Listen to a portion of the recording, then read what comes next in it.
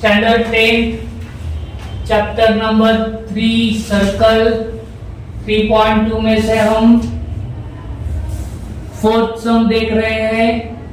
हमें दो circle externally touching है, उनका सेंटर P और Q है और एक PQ जॉइंट करते हुए वो सर्कल जो है वो R में टचेस है और R में से हम जो लाइन निकालते हैं वो सर्कल सेंटर P को A और Q को B में इंटरसेक्ट करते हैं। तो हमें वो जो दिया है गिवन क्या दिया है, P and Q are centers of externally touched circle at point R. A line passing through R meet the circle at point A and B respectively. हमने गिवन लिख के लिया है। To prove तीन प्रूव करने का हमें प्रूव करने का है साइड AP पैरेलल से BQ, सेकेंड है हमारा triangle APR, similar triangle RQB, ये दो ट्रायंगल सिमिलर है वो हमें प्रूव करने का है और हमें फाइंड आउट करने का एंगल RQB हमें एंगल फाइंड आउट करने का है और हमें एंगल PAR ये एंगल दिया है 35 डिग्री। तो हम प्रूफ देखते हैं। अभी हम जब पहले प्रूव करेंगे सेक AP पैरेलल सेक BQ, तो दो लाइन पैरेलल है, इसके लिए हमें तीन टेस्ट दिया है। फर्स्ट टेस्ट है अल्टरनेट एंगल टेस्ट, दूसरा है करस्पॉन्डिंग एंगल टेस्ट और तीसरा है इंटीरियर एंगल टेस्ट। तो यहाँ पे हम इंटीरियर एंगल टेस्ट तो नहीं ले सकते क्योंकि हमें एंगल नहीं दिए, क्योंकि एंगल का सम 180 होना चाहिए। तो हमें दो है अल्टरनेट एंगल या करस्पॉन्डिंग एंगल, लेकिन हम यहाँ पे देख रहे हैं कि हमें PAR एंड RBQ ये Z शेप में दिख रहा है, इसलिए हम ऐसे सोचेंगे तो हमें पता चलता है कि हमें यहाँ पे कौन सा टेस्ट यूज कर सकते हैं। तो यहाँ पे हम अल्टरनेट एंगल टेस्ट यूज करेंगे। तो इसमें फर्स्ट हम लिखेंगे P is the centre of the circle. ये P क्या है, ये सेंटर का सर्कल है। उसमें एक ट्रायंगल है PAR, ट्रायंगल है APR, ये ट्रायंगल है। ये ट्रायंगल के दो साइड जो है, साइड PA और साइड PR या साइड AP और साइड RP, ये क्या है, दोनों कॉन्ग्रुएंट है। ये कॉन्ग्रुएंट क्यों है कि ये जो सर्कल है उसके रेडियस है, तो एक ही सर्कल के रेडियस कॉन्ग्रुएंट रहते हैं। तो यहाँ पे हम लिखेंगे seg AP congruent seg PR radius of same circle. अभी 9th में हमने प्रूव किया था कि अगर ट्रायंगल के दो साइड कॉन्ग्रुएंट रहते हैं तो उसके सामने वाले जो बेस एंगल रहते हैं वो कॉन्ग्रुएंट रहते हैं, इसलिए हम यहाँ पे लिखेंगे angle PAR congruent angle PRA, क्यों, opposite angles of congruent side. अभी हम क्या करें, हमें और क्या मिला है यहाँ पे, एंगल PRA और एंगल BRQ, ये दोनों एंगल कैसे है, वर्टिकली अपोजिट एंगल है, इसलिए वो भी कॉन्ग्रुएंट रहता है। ये हमने 9th में सीखा है। तो सेकेंड में हम लिखेंगे angle PRA congruent angle BRQ, vertically opposite angle. ये फर्स्ट में हो गया। अभी हम second, Q is the centre of the circle, इसमें भी ट्रायंगल है RQB में सेक QR कॉन्ग्रुएंट सेक QB, सेक QR कॉन्ग्रुएंट सेक QB, ये भी दोनों क्या है, ये सर्कल के रेडियस है, इसीलिए दोनों साइड्स क्या हो गए, कॉन्ग्रुएंट हो गए।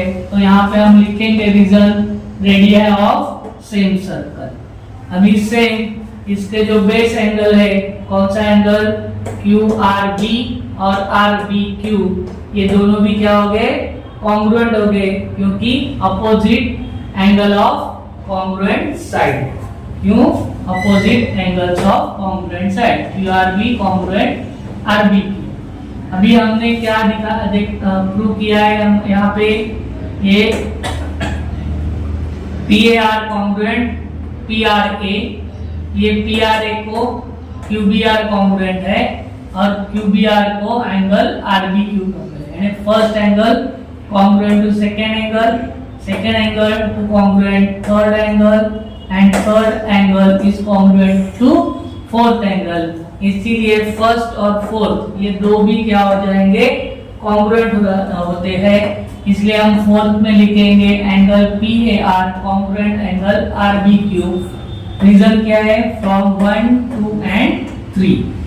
तो ये जो दो एंगल है कौन सा, PAR और RBQ, ये कौन से सेट में हो गए, Z मींस अल्टरनेट। अगर अल्टरनेट एंगल कॉन्ग्रुएंट रहते हैं तो वो साइड्स क्या होते हैं, पैरेलल रहते हैं, इसलिए यहाँ पे हम लिख देंगे सेक AP पैरेलल सेक BQ। क्यों, अल्टरनेट एंगल टेस्ट। यहाँ पे AB जो है वो ट्रांसवर्सल है। अभी हम प्रूव करेंगे कि ये दो जो ट्रायंगल है वो सिमिलर है। तो in triangle APR and triangle RBQ हमें सिमिलर प्रूव करने का है। अभी यहाँ पे हमें कौन सा भी साइड्स दिया नहीं है, तो हम SSS टेस्ट से भी सिमिलरिटी टेस्ट से प्रूव नहीं कर पाएंगे और SAS टेस्ट से भी हम सिमिलरिटी से प्रूव नहीं कर सकेंगे कि ये दो ट्रायंगल सिमिलर है। तो हम एक ही टेस्ट है जो मींस AA टेस्ट है, तो उससे हम प्रूव करेंगे, क्योंकि पहले हमने एंगल्स यहाँ पे प्रूव करके रखे हैं। तो एंगल PRA,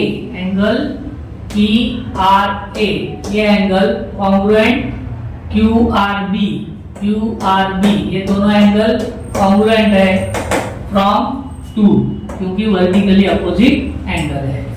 और एंगल PAR ये और एंगल RBQ हमने प्रूव किया है अल्टरनेट एंगल कॉन्ग्रुएंट है, तो फ्रॉम 4। तो दो एंगल के पेयर हमने प्रूव कर दिए कि जो कॉन्ग्रुएंट है, तो दो एंगल के पेयर प्रूव हो गए, इसलिए triangle APR and triangle RBQ ये सिमिलर हो गए। क्यों, AA टेस्ट से। ये हमारा सेकेंड प्रूव हो गया। अभी हमें एंगल RQB फाइंड आउट करने का है। तो पहले हम क्या करेंगे, एंगल APR फाइंड आउट करेंगे, क्योंकि हमने यहाँ पे ये ट्रायंगल प्रूव किया है कि सिमिलर है, यानी ये दोनों भी क्या है, corresponding angle of similar triangle है, सिमिलर ट्रायंगल के एंगल है, इसलिए हमें APR हम फाइंड आउट करेंगे तो हमें RQB ही मिलेगा। इसलिए इन ट्रायंगल PAR हमें दिया है 35 degree, angle PAR congruent angle PRA। क्यों, फ्रॉम 1 जो हमने पहले प्रूव किया है, इसलिए एंगल PRA भी हो गया 35 डिग्री। ट्रायंगल में तीनों एंगल का सम रहता है 180, इसलिए angle PRA plus angle PAR plus angle RPQ is equal to 180, sum of 3 angles. PAR 35 plus angle RPA is equal to 180। 35 plus 35 70 plus angle RPA is equal to 180।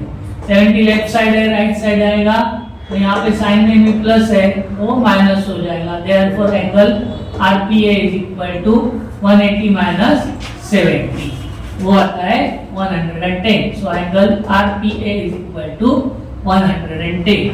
Angle RPA congruent angle RQB, क्यों, corresponding angle of similar triangle, इसलिए angle RQB is equal to 110।